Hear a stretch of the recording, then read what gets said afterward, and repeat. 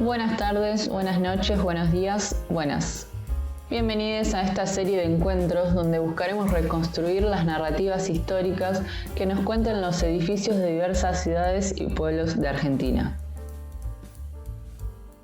En el día de hoy vamos a descubrir el Hotel Boulevard Atlántico. Así que empezamos con este tercer encuentro. Esto es Historificios en Podcast.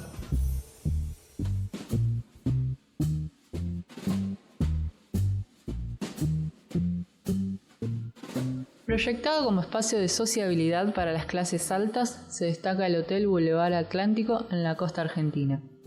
Símbolo de una época, nos abre el camino para retratar la escena política, social, cultural y por sobre todo económica de la Argentina de fines del siglo XIX. Este edificio hotelero, ubicado sobre la avenida principal de Mar del Sur, a pocos metros del mar, nos recibe con la fachada que siempre lo caracterizó. Aunque tuvo varias remodelaciones en las últimas décadas, persisten su doble piso y su inmensa estructura que ocupa el total de la cuadra. Lo imponente de sus detalles vuelven al Hotel Boulevard Atlántico una parada obligada para quienes visiten Mar del Sur, pueblo que ha ido surgiendo a los pies del hotel. Les invitamos a reconstruir el paisaje cotidiano en los inicios de esta obra de antaño, profundizando específicamente en aquellos actores significantes y agregando un condimento que caracteriza al edificio desde sus orígenes: los misterios y los abandonos. Nos encontramos en un pueblo ubicado a 470 kilómetros de la capital argentina. Este pueblo de 500 habitantes, conocido como Mar del Sur o Mar del Sud, aunque aludir al Boulevard Atlántico Hotel también funciona para referenciar al pueblo. Y este es un punto que nos invita nuevamente a reflexionar sobre el lugar de los edificios en la historia de cada pueblo. Primeramente queríamos reflexionar sobre el contexto de fines del siglo XIX. ¿Por qué hacemos tanto hincapié en que este hotel es el reflejo de una época? Sencillamente porque tanto el tiempo, el espacio y los sujetos que fundan el mismo nos cuentan la vida política de aquellos años. El hotel que nos convoca hoy surge en un contexto de ocupación de territorios en la provincia. No olvidemos que gran parte de los pueblos, parajes y ciudades bonaerenses surgen y se fundan hacia fines del siglo XIX y principios del siglo XX, y los datos de fundación de este hotel datan de 1889.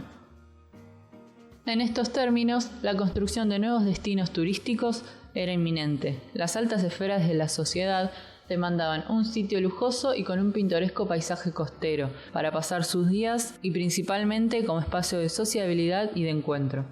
Cualquier agente inversor tenía en esta promesa un negocio asegurado. Sumado a esta realidad, y como mencionamos en otros encuentros, no podemos escindir por un lado la fundación de los pueblos y por el otro la construcción del tendido ferroviario, en tantos estos estuvieron, en muchos casos, estrechamente relacionados. Es así que la ilusión de llevar nuevas vías de trenes a los lugares costeros alentaba a invertir en esa zona. Es así que en la década de 1880 se crea una sociedad anónima con importantes personajes de la escena económica y logran adquirir cientos de hectáreas por la zona. Apostemos a la imaginación para pensar un poco este territorio costero en aquellos tiempos, entre médanos, vientos y donde los incipientes poblados se encontraban recién a unos cuantos kilómetros. Fue así en este paisaje donde se funda un hotel inicial, que tiempo después, y asediado por las condiciones naturales del lugar, es sepultado por las dunas y abandonado. La locación de este hotel es incierta, o por lo menos en lo que pude rastrear. Volviendo al relato histórico y ahora sí efectivamente en las tierras del actual Mar del Sud, el Banco Constructor de La Plata compra algunas hectáreas para continuar con la promesa de crear la posada más lujosa de la costa bonaerense. Es así que en 1889 consolida los cimientos para lo que va a ser el Boulevard Hotel Atlántico. Acá comienza una cuestión interesante sobre los seudónimos del lugar. En tanto, inicialmente a esta zona se la conocía como el mismo nombre del hotel, es decir, Boulevard Atlántico. Tuvieron que pasar varias décadas para que el poblado se lo conozca como Mar del Sur o Mar del Sud. Algo que también persiste desde sus orígenes es la fachada del hotel, el cual le da la esencia tan característica. Una esencia que nos lleva a rastrear similitudes en otros edificios de la provincia. En realidad, este detalle viene a cuento de las reflexiones que nos acerca un amigo. En tanto, se sorprende que la fachada de este edificio, ubicado a más de 300 kilómetros de La Plata, sea tan similar al Colegio Nacional de la capital bonaerense. A lo que continúa su inquietud recomendándome específicamente que estudie a los masones y, lo cito, ¿por qué carajo todos los edificios son iguales? Si bien un estudio así conllevaría un tiempo y una dedicación muy amplia, podemos traer acá algunas primeras líneas para poder pensar una primera aproximación de una asociación que va a ser mucho más cercana de lo que parece. Vamos a desviarnos un poco de la cuestión más específica del hotel para intentar profundizar en el actor inversor, es decir, en el Banco Constructor de La Plata. Él mismo era comandado por Carlos Mauricio, un inmigrante de origen austríaco y perteneciente a los círculos masónicos nacionales. Esta empresa no solo funcionaba como inversor de ferrocarriles en la época de Roca, sino que también financió la construcción de la capital bonaerense. Lo que nos da a entender que tanto la capital bonaerense como Mar del Sur fueron impactadas por la participación de este banco, el cual se ubicaba por aquel entonces en pleno centro platense, específicamente en la importante avenida 7 y la esquina 47, lugar donde unos años después también va a funcionar una importante logia masónica. Es así que el presidente de esta institución termina con su vida en 1890. Ese año, una importante crisis económica azota el país, impactando directamente no solo en el banco, sino también en los proyectos de finalización de la construcción del Hotel Costero. Lo que resta del siglo XIX y durante el siglo XX, el edificio fue testigo de diferentes visitantes y dueños. Sin embargo, y para hacer un pasaje breve de lo que resta de su historia hasta la actualidad, solo mencionaremos algunas curiosidades. Aunque las obras edilicias estaban inconclusas, hacia fines del siglo XIX, los titulares mencionan los primeros turistas de este imponente hotel, una comunidad judía procedente de Europa. En 1892 llegan a estas tierras, antes de continuar su viaje a Entre Ríos, aunque las condiciones climáticas y diversas enfermedades se llevaron la vida de varios de ellos. Aquí comienza la primera situación más bien tétrica, que dice que durante varios años siguientes a este suceso, se seguían encontrando restos humanos en los arroyos cercanos. Hacia la década de 1930 comienzan a constituirse las primeras casas de veraneantes, dando inicio al desarrollo turístico del balneario. Nos trasladamos fugazmente a la década de 1990, donde entre leyendas de asesinatos, arreglo de intereses, estafas, juegos, hasta leyendas de cantantes francesas, se abre al público las visitas guiadas, que aún hoy hay quienes las recuerdan. Actualmente se encuentra en refacción. Su desmantelamiento comenzó hace aproximadamente 10 años, primero con el mobiliario histórico y ahora desde techos y ventanas.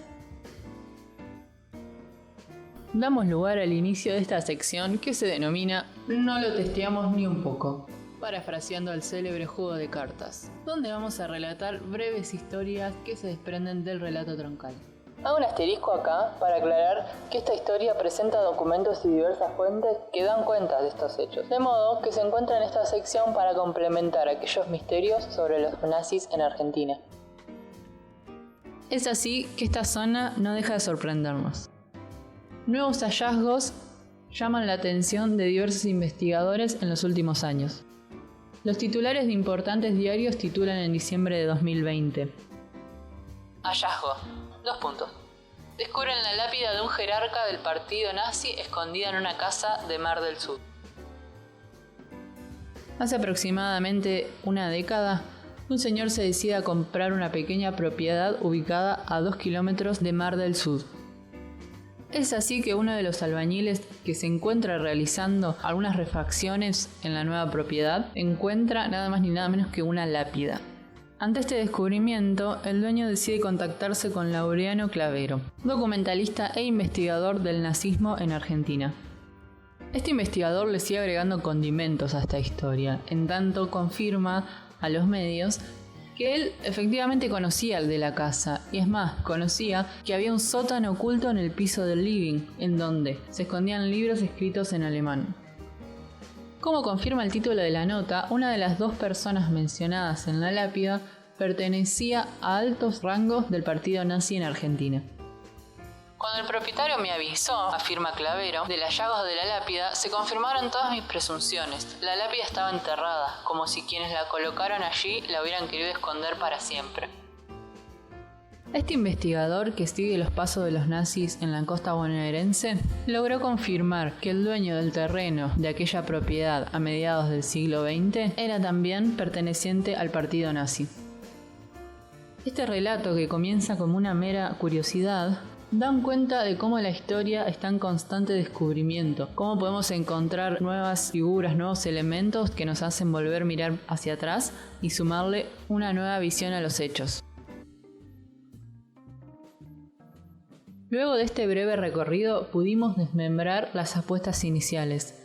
Dimos cuenta de cómo el edificio es y fue un reflejo de la realidad nacional e internacional, que no solo es un hotel sumergido en la costa atlántica, sino que pertenece a un relato mayor. El Boulevard Atlantic Hotel es hijo de un contexto que condensa intereses aristocráticos, crisis económicas y apuestas políticas. Entender su historia escindida de la realidad nacional sería imposible. Lo que empezó inicialmente como un proyecto lujoso destinado a un sector exclusivo de la sociedad, hoy pertenece a un poblado que sorprende a los visitantes con su tranquilidad y su belleza. Les invitamos a que sigan escuchando, comenten y compartan todo tipo de aportes y reflexiones. Muchas gracias. Nos vemos la próxima.